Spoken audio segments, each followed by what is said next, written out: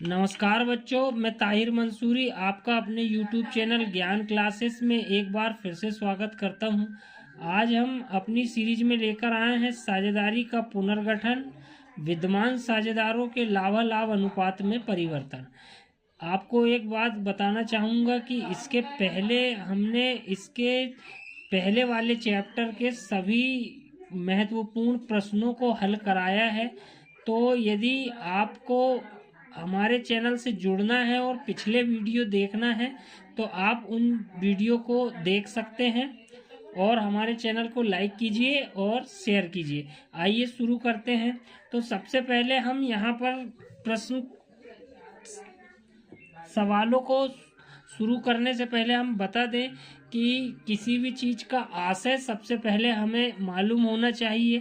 तो हमारा जो सबसे पहला प्रश्न है, साझेदारी का पुनर्गठन जो रिकॉन्स्टिट्यूशन होता है वो कैसे होता है, सबसे पहले उसका हमें मतलब या अर्थ मालूम होना चाहिए। तो आइए शुरू करते हैं।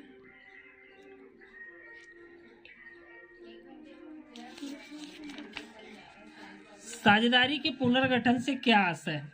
सबसे मेन जो मुद्दा है वो साझेदारी पुनर्गठन में कि साझेदारों के बीच संबंधों में होने वाला परिवर्तन साझेदारी फर्म का पुनर्गठन माना जाता है। पुनर्गठन के फलस्वरूप साझेदारों के बीच विद्यमान ठहराव समाप्त हो जाता है और उसके स्थान पर नया ठहराव प्रभावशाली होता है। ठहराव मीन्स अनुबंध होता है या कॉन्ट्रैक्ट बोल सकते हैं हम इसे, कि जो वर्तमान में साझेदारों के बीच संबंध होता है या अनुपात में लाभहानि का बांटना निश्चित होता है, उसमें यदि कोई बदलाव हुआ है तो उसे हम पुनर्गठन कहते हैं। पुनर्गठन की जो आवश्यक दशाएं होती है, एक प्रश्न ये भी बनता है कि साझेदारी के पुनर्गठन की कौन कौन सी दशाएं होती है। तो मैं आपको उसके सिर्फ पॉइंटों को समझाऊंगा जो कि आपको समझ में आ जाएंगे। कि सबसे पहला पॉइंट जो है लाभ विभाजन अनुपात में परिवर्तन। यदि साझेदारी के जो विद्यमान साझेदारों के लाभ विभाजन में कोई परिवर्तन होता है तो उसे हम साझेदारी का पुनर्गठन कहेंगे।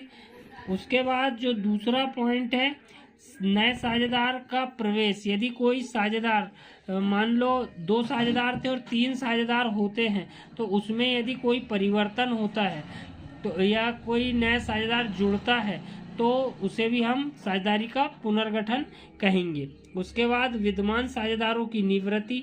यदि किसी साझेदार का अवकाश ग्रहण होता है या रिटायरमेंट होता है तो भी साझेदारी में क्या है, फिर से परिवर्तन करना पड़ता है अनुपात में। इस कारण से भी क्या पुनर्गठन होता है। उसके बाद साझेदार की मृत्यु। यदि कोई विद्यमान साझेदार की मृत्यु हो जाती है तो उसमें भी पुनर्गठन होता है। उसके अलावा जो है 2 फर्मों का एकीकरण। यदि 2 फर्में अलग अलग फर्में चलती हैं और वो एक हो जाती है तो भी क्या होता है, उसमें भी नए साझेदार जुड़ जाते हैं और आपस के लाभहानि में परिवर्तन हो जाता है अनुपात में, तो उसे भी हम साझेदारों का पुनर्गठन कहते हैं। उसके बाद एक अन्य महत्वपूर्ण प्रश्न भी इसमें आता है जो कि बहुत आईएमपी है कि त्याग का अनुपात और नफे के अनुपात में अंतर बताइए।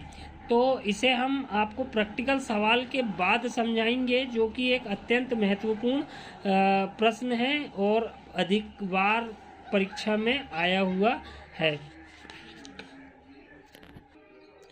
इसके बाद हम आपको प्रश्न क्रमांक 1 की ओर ले चलते हैं जो कि अत्यंत महत्वपूर्ण प्रश्न है। ABC एक फर्म में क्रमशः 2-2-1 के अनुपात में लाभ विभाजन करते हैं। भविष्य में वे अपना परस्पर अनुपात बदलकर क्रमशः 3-2-1 करना चाहते हैं। प्रत्येक साझेदार के नफे तथा त्याग अनुपात की गणना कीजिए। इस प्रश्न को आप पूर्ण ध्यान से और बिना स्किप किए देखना तो आपको ये बड़े आसानी से समझ में आ जाएगा।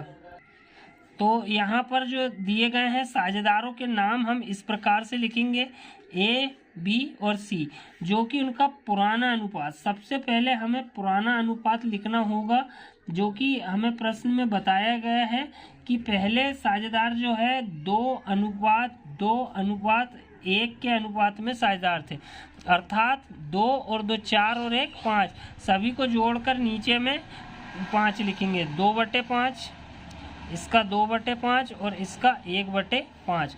इसके बाद हम उनका नया अनुपात लिखेंगे। नया अनुपात जो है वो उन्होंने बाद में बदलकर 3:2:1 कर लिया है। तो 3 और 2 5 और 1 6, तो ये होगा 3/6, 2/6 और 1/6। इस प्रकार से हम इसे पहले जमाएंगे। अब इसके बाद हमें त्याग अनुपात का जो सूत्र है वो ज्ञात होना चाहिए। तो त्याग अनुपात का जो सूत्र है वो है पुराना लाभ हानि अनुपात, पुराना लाभ हानि अनुपात माइनस नया लाभ हानि अनुपात।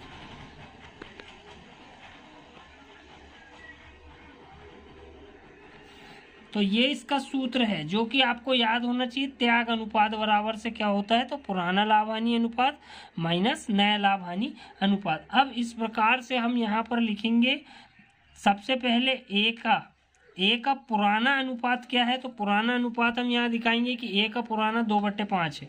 तो यहाँ पर हम लिखेंगे 2/5 माइनस उसका नया अनुपात क्या है, साझेदार का जो पुराना अनुपात है उसमें से नए अनुपात को घटाना है।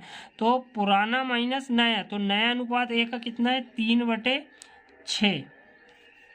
इसे हम दो तरीके से हल कर सकते हैं, लेकिन हम आपको आसान तरीका बताएंगे कि तिर्यक गुणा पहले इस संख्या का इस संख्या से गुणा किया जाएगा, इससे इसका ना करके पहले इससे 6 × 2 करेंगे तो 6 दूनी होता है 12 माइनस 5 दिया होता है 15 बटे में आखिरी में जो संख्या नीचे है और नीचे वाली संख्या का गुणा किया जाता है, तो 6 पंचे होता है 30। इसके बाद हम इसे हल करेंगे तो 12 में से 15 जाएगा तो क्या बचा, -3/30। यहाँ पर माइनस में संख्या आई है, ये साइन काय का है मैं आपको बताऊंगा। इसके बाद बी का पुराना अनुपात क्या है, 2/5 माइनस नया कितना हो गया है उसका 2/6। उसी प्रकार से हल करेंगे तो 6 दूनी 12 माइनस 5 दूनी 10 और 5 छक्का 30।